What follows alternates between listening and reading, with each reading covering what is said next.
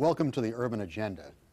Today's program will deal with a city that most of its residents love and the rest of the country loves to hate, New York.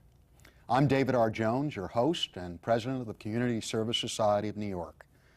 And I'm pleased to welcome as our guest David N. Dinkins, whose long and distinguished public service career was capped by his term as the 106th mayor of New York City. He is also a dear friend of my family, and I thank you for joining us here today, Mr. Mayor. How's my hero? He's doing very well. Thank you, sir. I make reference, of course, to Judge Tom Jones. I call him my hero because he is. It's very kind of him. Well, it's true. He was in the vanguard of efforts that made it possible for many of us to succeed, and that's why when I say use the expression everybody stands on somebody's shoulders, his clearly are some of the shoulders on which we stand. Well, I had a very easy childhood. He's my mentor, so I had no difficulty getting. That's why you turned out so yeah, good. all right. Well, now that you've had some time to reflect after leaving office, what do you see? Now that I've been elected a private citizen, what do you see as the direction of the city? What's of concern to you? I'm very concerned about the city. I truly am. For 6 months or more, I had little to say, but the last year or so, I've been making more comments, although they're not always noticed in the media. For instance, I have been saying for some time now that I believe that the Mayor Giuliani, and Police Commissioner Bratton are dangerously close to having adopted a philosophy of the end justifies the means. And I say that because of the actions of our police department. I think we have the finest police department in the world. I think the women and men of the NYPD put their lives on the line every day for the rest of us. They're all that stand between us and lawlessness. But still, there are some who are bad, some who are corrupt, some who are brutal. And the number of allegations filed with the Civilian Complaint Review Board of illegal searches and seizures, for instance, for the first 6 months of 1995 are up 147% over a similar period in 1993. And that is very disturbing to me.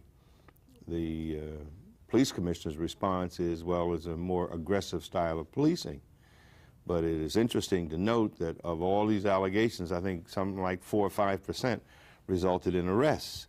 So one cannot say that in the process of making an arrest, the people got roughed up a bit or felt that they were roughed up and therefore complained, because in many instances there were no arrests. And it's very serious. One of the things that just came out, it's a barely noticed statistic. There's been a 30% increase in the number of arrests of youngsters between the ages of 10 and 16, mainly for quality of life, turnstile jumping and loitering. Now, being a teenager growing up in Crown Heights and Bedford-Stuyvesant, I spent most of my teenage years loitering, so I guess I would have been one of the statistics too. What is that? Well, it's very disturbing.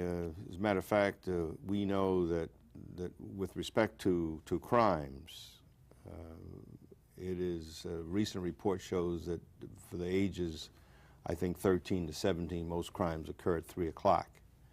And therefore the suggestion, and the curve actually goes up like that, at the peak at 3.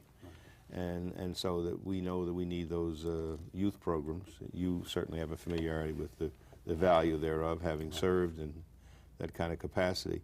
I am very troubled by that. That's why our Safe Street, Safe City program was subtitled Cops and Kids, because some of the monies went for these programs.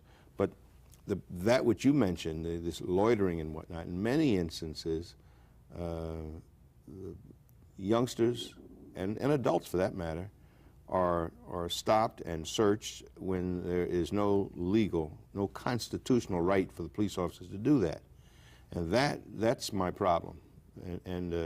But because crime is down, not only in our city but around the country, for which we are grateful, and even now, every now and then, the mayor or the police commissioner will acknowledge the contribution that my administration made to that by producing the cops in our Safe Street, Safe City program. But that does not permit a police officer to abridge our civil rights. And this is one of the reasons I'm so concerned that the mayor refuses to go along with the legislation passed by the city council for the establishment of an independent audit and investigative board, which would, with subpoena power, which would monitor police behavior and corruption. Not every corrupt cop is brutal, and not every brutal cop is corrupt, but there is a correlation, or so found the Mullen Commission. And so I continue to push for that. They passed the legislation, the mayor vetoed it, they overrode the veto with 41 out of 51 votes, and it's now stuck at the appellate division level in litigation. In another area that I think a lot of us are concerned with, actually there was a recent New York Observer newspaper article described as a whiteout at City Hall, that the major loss of jobs in the city administration is among African American, almost as if they were a target, perhaps because they were perceived as being associated with the prior administration. What is your perception? I'm outraged by it, and when the mayor is questioned about such things, he speaks about merit. And sort of the suggestion that, well, for instance, there are no persons of color within his inner circle. Right. There just aren't any. Unless you want to include Nympha Segarra, who's Puerto Rican, and as far as I can determine, although she's a deputy mayor, has no real clout with the mayor. No, I think that's admitted. And so it's an unfortunate circumstance. People say when you come to City Hall these days, you see a lot of white faces. You know, obviously it becomes of concern because this isn't just any city. We have more than 2 million African Americans and 1.4 million, actually, an undercount of Latinos. And it does become striking as to how do you continue this, particularly since so many of the problems and so many of the cutbacks seem to be targeted at those communities. Well, that's exactly it. And I think there's been a reluctance to talk about such things. There's a reluctance to talk about racism generally, and I maintain that we need to talk about it. If we don't discuss it and pretend it doesn't exist, we'll never solve the problems. And one of my contentions is that where there is racism, and the difficulty is that too many good people are silent, and they ought to speak out, whether it be the fashion in which City Hall is populated, or the behavior of others in society, and racist language, anti-Semitic language, homophobic behavior. These things we ought to all resist. And I point to the examples in our history and civilization's history, as it were, wherein good people were silent. In more recent years, we have the ship, the St. Louis. It was bringing Jews fleeing Nazi Germany, and too many people were silent, and that ship was turned around by U.S. immigration authorities. Or the 142,000 Japanese Americans who were imprisoned and their property confiscated simply because they were Japanese. But we did not do that to German Americans or Italian Americans. And it's just been in the last 5-10 years that our country got around to formally apologizing for that. If people hadn't been silent when apartheid was going on in South Africa, the international community, instead of our government saying we believe in constructive engagement, and indeed, I guess there are examples like Haiti and many others, but imagine if in 1787, if our country in its constitution was still going, notwithstanding our Constitution, we were going to have slavery. If the international community had said that's wrong, it's immoral, you know, you and I, our ancestors might not have been slaves. Let's take another issue, which is the mayor has made a commitment, a campaign pledge actually, to privatize parts of the city public hospital system. What is your view in terms of, from your perspective? To remind our audience that you, sir, are a member of the Health and Hospitals Your appointee. Corporation Board, and I'm so pleased that you are there. You are one of the few who have not only the courage to speak out, but the capacity to analyze and to speak to points, and you have done that. I oppose the fashion in which the mayor goes about privatization. It is conceivable that privatization is the way to go. It is conceivable. But there is no evidence, no plan put forth, and I have discussed this with Bruce Siegel, who had been the president of the Health and Hospitals Corporation, with you certainly, with many people, and I cannot for the life of me find out. I've said to Claire Schulman, who is the borough president of Queens, and initially, I don't know where it stands today, I think there's been a shift. Yes. But initially, there were to be a couple of Queens hospitals. And so each time I would see her, I'd say, Claire, she's a nurse, I might add, said, have you gotten anything from the mayor with respect to a plan? And she says, no, but I'm going to have a plan. The mayor, on the other hand, says that if anyone wants to see the plan, it's in the RFP. That's a hell of a way to convey to the borough president of Queens and to the rest of the residents of our city what the situation is. Well, you know, I have been, as your appointee to the HHC board, complaining continually about the issue that the board of HHC, now almost 18 months after this was first suggested, has not had a public or private discussion on privatization or its effectiveness. And it's been sort of my constant rejoinder that as fiduciaries, we're violating our fiduciary trust because the public system was set up by the state legislature to make sure that everyone could get some kind of medical care in the city of New York. And clearly it's not happening. My predecessor, Ed Koch, he and I, while we disagree on many things, we agree on a few, and we have come together in a couple of areas. He wrote me saying that he had agreed with my posture with respect to the Board of Education. I did not agree that the mayor should make the education system like a mayoral agency, like the Department of Sanitation, for instance. And so Koch and I agreed on that. We agreed on this business of the Mullen Commission recommendation for legislation. Then this situation with Arafat occurred, and we had a press conference. And at that press conference, Koch and I discussed the three issues: education, the Mullen Commission recommendations for this independent audit and investigative board, and Arafat. Arafat got 99.9% of the attention, nothing else. Koch and I have also agreed about the mayor's refusal to reappoint judges, sitting judges, that had passed his committee and the Bar Association committees. We've agreed on these things. One thing Koch says continually is that he thinks that Rudy is not a good, is a good administrator, but his style leaves something to be desired. Although more recently, he said he wasn't a decent human being, which is pretty strong language. Yes. But on the business of being a good administrator, I would challenge that. We stand now dangerously close to losing the right to govern ourselves to a financial control board. There is such softness in the budget, the current budget, the year in which we now are, which ends the end of June 30th. July 1st Right. is the next fiscal year. And if we don't finish in the black, or at least less than $100 million in the red. Now, $100 million is not a lot. No, not in a this $31 billion budget. However, if the amount of money you've got to balance is $100 million, you can handle that by just adjusting a projection of an anticipation of revenues to come in. You just up the numbers. But you can't do that if you are $400, $500, $600, $700 million short, and I fear that is where we may be. Let's take some other issues. What about our new governor? We obviously have a Republican governor, George Pataki. What is your feeling in terms of his policies? I recently participated in a rally on the steps of the Bronx courthouse with a number of elected officials,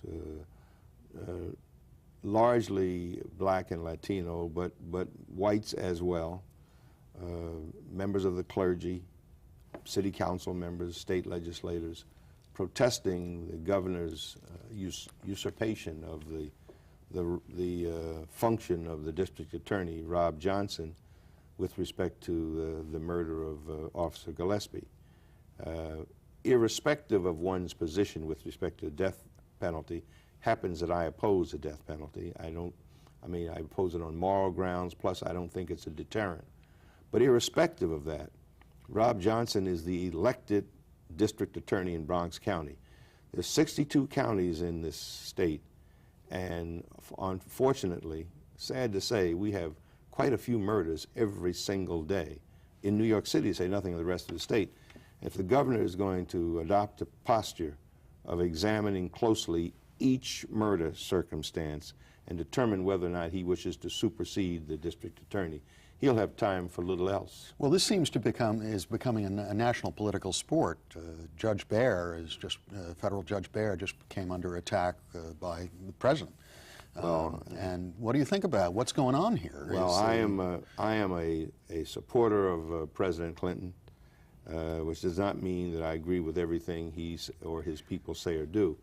And I thought it was absolutely outrageous for his chief of staff, I think it was, or to have suggested that perhaps the president would call for the resignation of Harold Bear. He's a member of the Liberal Party. He's appointed by President Clinton, a federal district court judge, and under our Constitution, they serve forever. Right. It's a term for life, unless they misbehave. This is not in the category of misbehavior. Incidentally, that case involves, as you know, the suppression of evidence. Right. This is the one where a woman was in the Washington Heights section of Manhattan, 3 or 4 o'clock in the morning, I think, and several men came and carrying what was described in the press as heavy bags, satchels, and deposited them in the trunk of her car, whereupon she drove away. And these men, in seeing police officers approach, I don't think they were in uniform, but they ran, and that was sufficient basis, according to the police, to stop the car, search it, discover the contraband, the drugs, and then this woman later allegedly confessed. The judge did not permit this evidence to come in and to be considered on the grounds that there was no warrant and no reasonable search. Unfortunately, in the dictum, as we lawyers say, associated with his comments were, if you live in that section of the town and you see some cops coming, something's wrong with you, you don't run. Well, it's unfortunate that he made that comment, whether it be true or otherwise. Having said that, there came quite an uproar. Judge Bear is reconsidering that decision now. Right. And if the suggestion out of Washington was that if he failed to reverse himself, the president might call for his resignation. But I think the president, or I shouldn't say the president, it's more the president's people, right, have withdrawn from that posture. But it is frightening. And it does seem to be part of a pattern where people are making political capital. But clearly, if we start attacking the judicial system and second-guessing judges, we're in for a long road here. I mean, the founding fathers of this place, with some of the problems I have with them, were very clear that you needed checks and balances here. Sure. And if for political expediency we're going to start tinkering with that, we're going to have a very different America. And I think it is for political expediency. In the case of Judge Bear, some believe that some of the president's advisors were concerned that this might become the Willie Hort of the campaign, and I certainly can understand their concern. But the way to handle it is not to throw out our Constitution. Let's talk about something else, which is clearly that politicians of both parties seem to be intent upon attacking places like New York. What do you think's behind this? Why suddenly have New York, the New Yorks of the world, and Chicago's become the sort of the sin capital? Well, in urban centers reside most of the poor. Most of the poor are people of color, and so I see much of it as just pure racism. We in the mid-'70s, when President Ford, the headline you will recall, dropped dead. Right. In more recent times, Newt Gingrich said essentially the same thing. The very next day, he had to come to New York. He was speaking before the Association of Better New York, and he sort of altered his comment. But I think it's a sad fact that here we send more money to Washington than we get back, and Pat Moynihan annually makes this point. We send more money to Albany than we get back. We are perhaps 40% of the population and generate 55% of the revenue for the state of New York, and yet we get so ill-treated. We get ill-treated with respect to education. We are 36% of the state students. We have 36% of the state students. We get about 33, 34% of the money.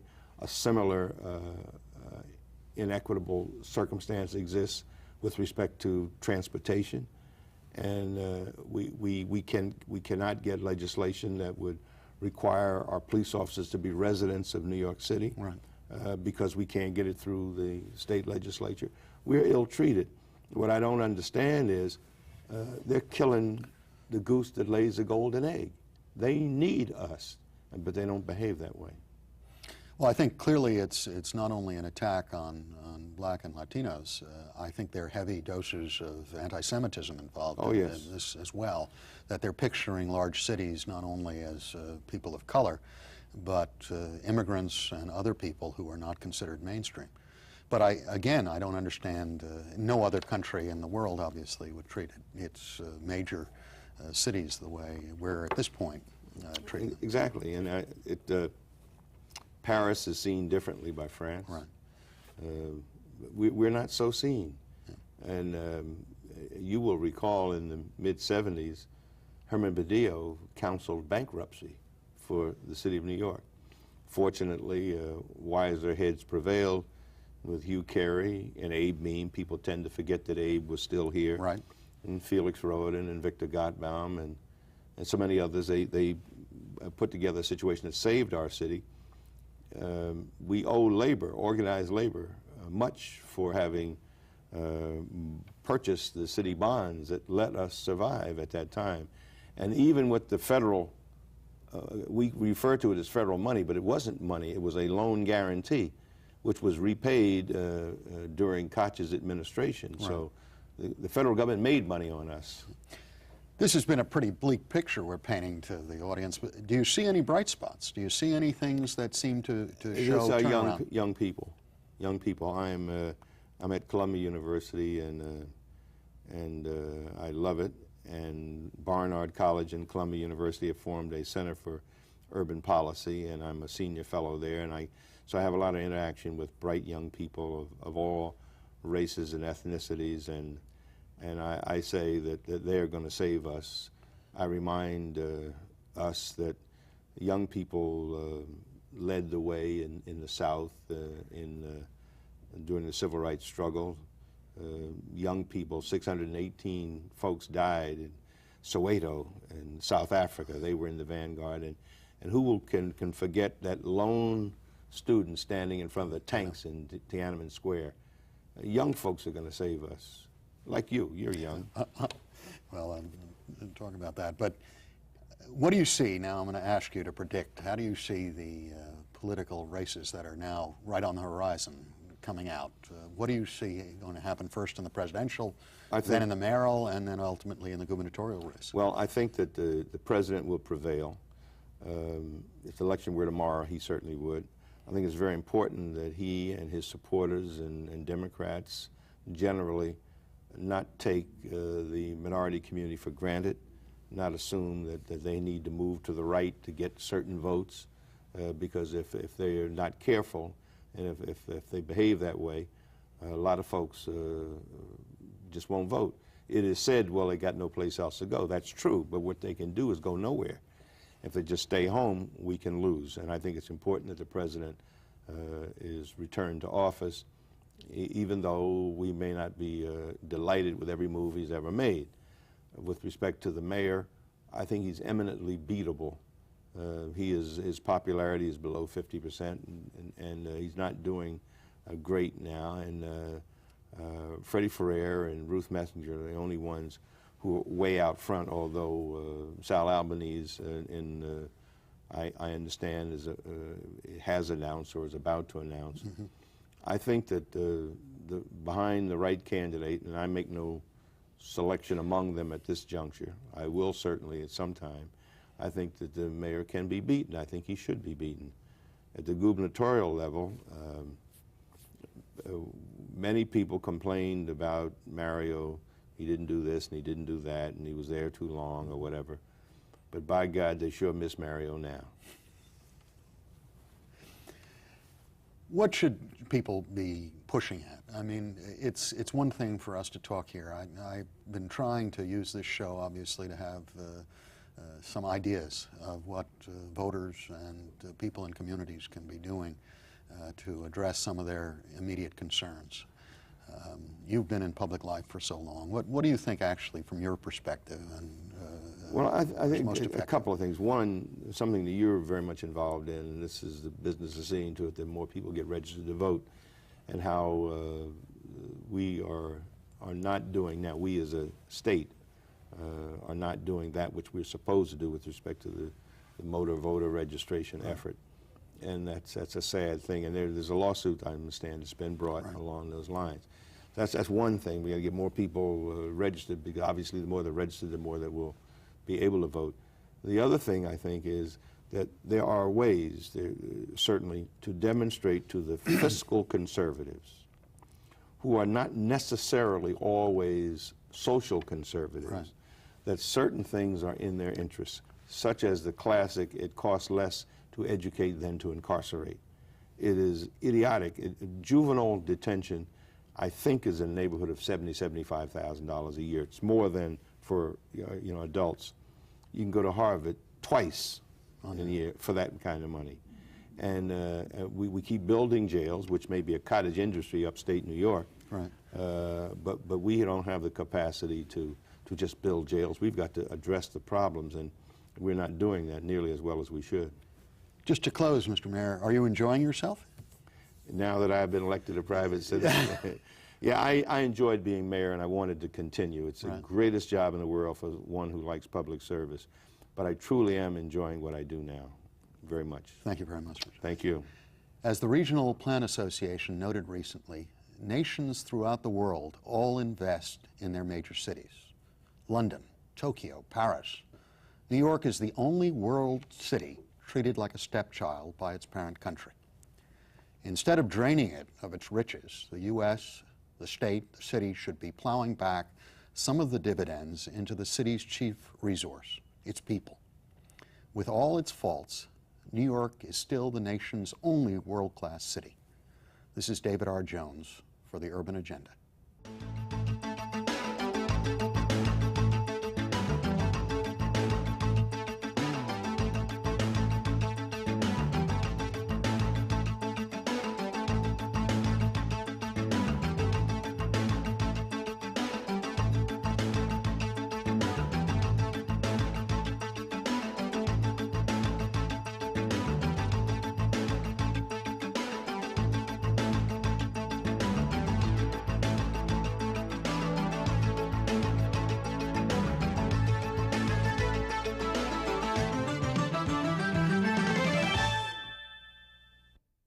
To comment on the Urban Agenda or for more information on CSS, contact Community Service Society of New York, 105 East 22nd Street, New York, New York, 10010.